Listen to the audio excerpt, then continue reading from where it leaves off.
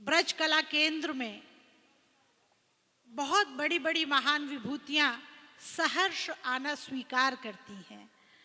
आज के मुख्य अतिथि महोदय से मैं अनुरोध करूंगी, माननीय श्री शंकर पी शर्मा जी राजदूत हैं नेपाल दूतावास के, कृपया मंच पर आएं और हमें ये अधिकार दें कि हम उनका स्वागत कर सकें, सत्कार कर सकें। चाहूंगी जोरदार तालियों से हम उनका अभिनंदन करें। माननीय शंकर पी शर्मा जी।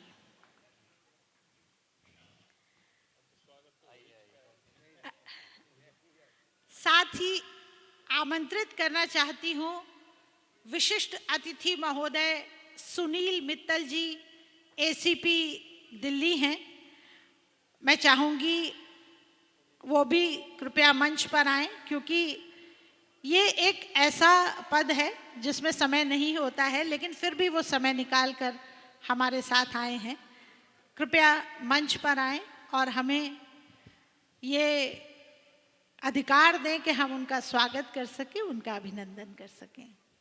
मैं चाहूंगी कि मुख्य अतिथि महोदय कृपया मंच पर आएं और कुछ शब्द हमारे ब्रज कला केंद्र के सभी जो हमारे सदस्य हैं, लोग हैं, दर्शक हैं, श्रद्धालु हैं, आज इस कार्यक्रम के बारे में आप कुछ अपने अनुभव हमारे साथ साझा करें। बहुत बहुत धन्यवाद। मेरा हिंदी तो ज़्यादा अच्छा नहीं है, लेकिन मैं बहुत छोटा बोलता हूँ। सर्वप्रथम तो श्री वासुदेव गर्ग जी,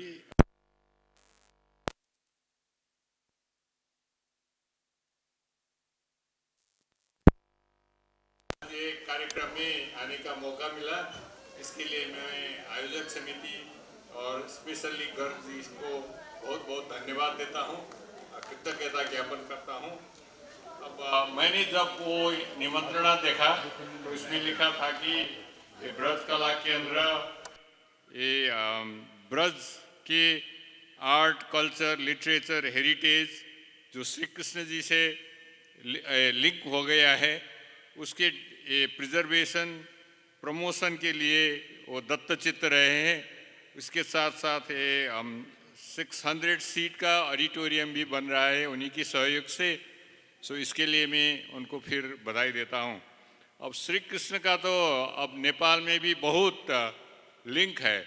वहाँ श्री कृष्ण जी के मूर्ति भी नहीं है। श्री कृष्ण जो जन्माष्टमी रथ लेकर मनाई जाती है नेपाल में भी, और इसके साथ साथ वहाँ भी पब्लिक हॉलिडे है कृष्ण जन्माष्टमी में भी।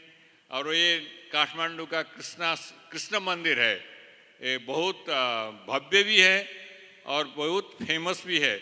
उसमें तो लोग दिन भर लाइन लगाकर दर्शन करते हैं, बहुत फेमस है। इसके अलावा बहुत से जगह है जहाँ कृष्ण मंदिर है काठमांडू में, और काठमांडू के बाहर भी है। अब ये इसका कल्चर प्रिजर्वेशन करने से, आर्ट, कल्चर, हेरिटेज प्रिजर्वेशन करने से तो टूरिज्म का भी विकास होगा। अब मैंने सुना है कि प्रत्येक साल ब्रज में 5 करोड़ से भी ज़्यादा लोग आते हैं वहाँ दर्शन करने के लिए। अब ये 2 प्रकार के होते हैं, एक तो दर्शनार्थी है, पिलग्रिमेज है, दूसरा तो टूरिस्ट भी होते हैं। अब मैंने सुना है कि जब मैं वहाँ गया था वृंदावन में, और 500 पंडित जी थे नेपाल से ही आए हैं वहाँ पर, 500 से ज़्यादा। वो गोस्वामी जी ने कह रहे थे कि 500 से ज़्यादा पंडित जी तो यहाँ नेपाल के काम कर रहे हैं विभिन्न क्षेत्र में। सो ऐसा लिंक है।